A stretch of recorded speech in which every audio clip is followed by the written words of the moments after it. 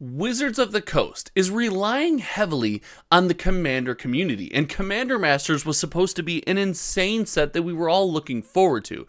But they are doing something currently, as we speak right now, right as the set is about to release, that is actively harming both your LGS, the product itself, and the future of sets like this. Let's talk about it. As we sit on the precipice of what should be the most exciting release of the year for Magic the Gathering, I find myself growing more and more concerned. And as I click through the wild world of the internet, it seems that Wizards of the Coast aren't doing themselves any favors. In fact, I've come across some things that are slowly starting to hit me that make me think that they're actively harming both how regular players, collectors, and enthusiasts engage with the product, how we can engage with the product at our favorite place to engage with the product, the local game store, and to no one's surprise, it's happening on good old Amazon. Let me take each and every one of you on a journey. If you were to go to Amazon.com, which I'm going to do live with you guys right now, and look for Commander Masters, you could come across something like, oh, this Commander Masters Draft Booster Box. It is currently selling for $300. You can pre-order it now, let you know when it will be shipped, but most importantly, there's this tiny little link here, and it says visit the Magic the Gathering store. As I click this link, in my mind, this takes me directly to the source, the fountain of all Magic the Gathering, and in my mind, to a regular enthusiast, this is as close as I can get to buying Magic the Gathering directly from Wizards of the Coast. Now, dig a little bit deeper, and that's not always the case. There are approved retailers, and boxes are sold from places other than Wizards of the Coast on this site, obviously, but that is the feeling that you get when you click that button. And if you traverse down the page and find what was to be the most hype release of the year, you will find Commander Masters, and lo and behold, you find boxes available at what feels like almost directly from Wizards of the Coast for insane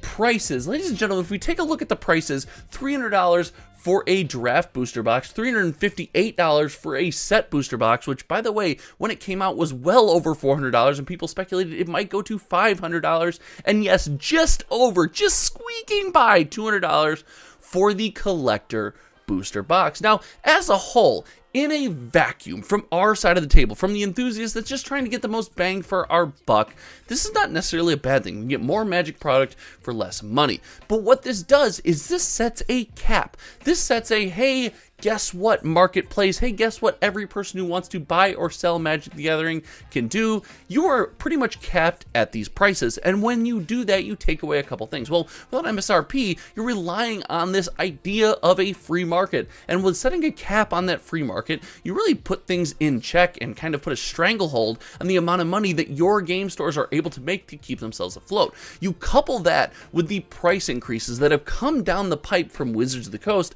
over the past year, that have been absorbed by nobody other than the local game store. Listen, Wizards of the Coast and Magic the Gathering upped their price, and you can tell me, like, listen, a booster box 10 years ago shouldn't cost what a booster box now costs. I understand inflation, I understand that's the case, but what you've done is you've raised your price, and you have charged everyone along the line, and the game store is left holding the bag because regular enthusiasts like you and I have determined, hey, for the most part, we don't like this new price. Often, as we have a slew of products and are engaging with things we like and not engaging with things we don't. Again, it's a big thing we're trying to do on this channel here, is try to work our way through what products we want to engage with and what products we don't. As we embrace and learn more about that, these products are going to sit on the shelves. And whose shelves are they sitting on? Well, mostly not Wizards of the Coast. And when they are on Wizards of the Coast, listen, they'll be here and you can buy them pretty cheap. But they end up on your local game store shelf. And as this sits on your local game store shelf with a cap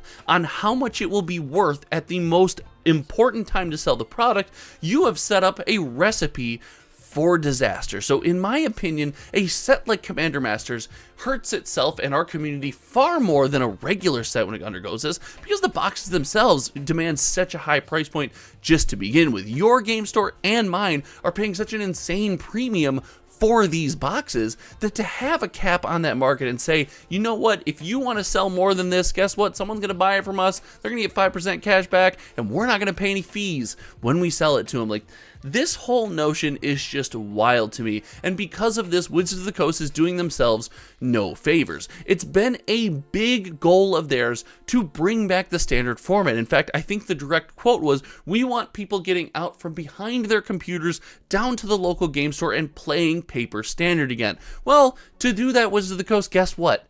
You're going to have to give the local game store a reason and incentive to sell your product. These game stores cannot continue to justify keeping some of these high-end products on their shelves at great risk just to come out and lose money. Now, that doesn't mean all Magic sets are money losers, and that doesn't mean Commander Masters will be either. In fact, getting this set, selling it right away, making a couple bucks here and there, and because of the rapid release cycle, moving on to the next thing, is a great way to run a business. In fact, several businesses right around me do exactly that. But what it does harm is the game store that maybe over orders, maybe is new to this, maybe has a growing community, is trying to really bolster their product lineup, or the game store that, well, they just don't really know what they're doing yet. Because of that, you could be in a position where you end up having a ton of product. Not to mention, if the set ends up being a set that us as consumers decide we'd rather leave on the shelf, lo and behold, guess what's going to happen? Guess whose shelf that's going to sit on? We've said it several times here.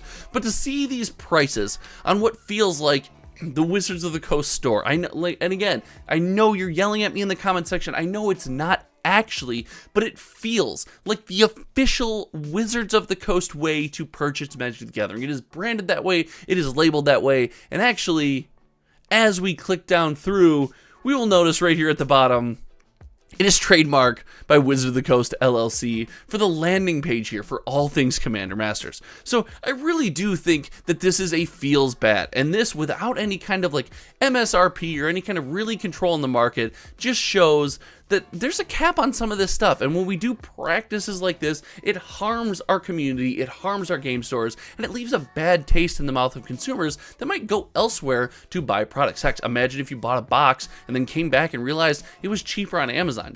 You wouldn't feel great. You definitely go complain to your local game store, and while they have a right to sell you a product that you want at a price you're willing to pay, that just feels bad for everyone involved, and it feels bad that seems easily avoidable. I know this one's a little bit outside the realm of what we normally talk about, but I couldn't get my mind off this. It was just stuck in my brain, and if you like topics like this that are a little bit more wild, a little bit more in-depth, consider checking out the channel membership. You get access to exclusive channel membership content. I have one video out right now, one video coming out this week, and you get access to sweet emojis and channel badges, all for less than $5 a month. I appreciate the support. We're looking to build a second streaming setup, so that's where the channel memberships are going. I appreciate everyone who has joined so far, and consider checking it out yourself. If you like this video, make sure you like, subscribe, and share this video on a popular social media platform where you engage with the Magic the Gathering discussion, because I think just discussions like this, they're just a good time. They're a lot of fun. Well, until next time, you guys know me. My name is Josh. Thank you so much for hanging out through this one. Check out the next video on the channel, and we will talk to you soon.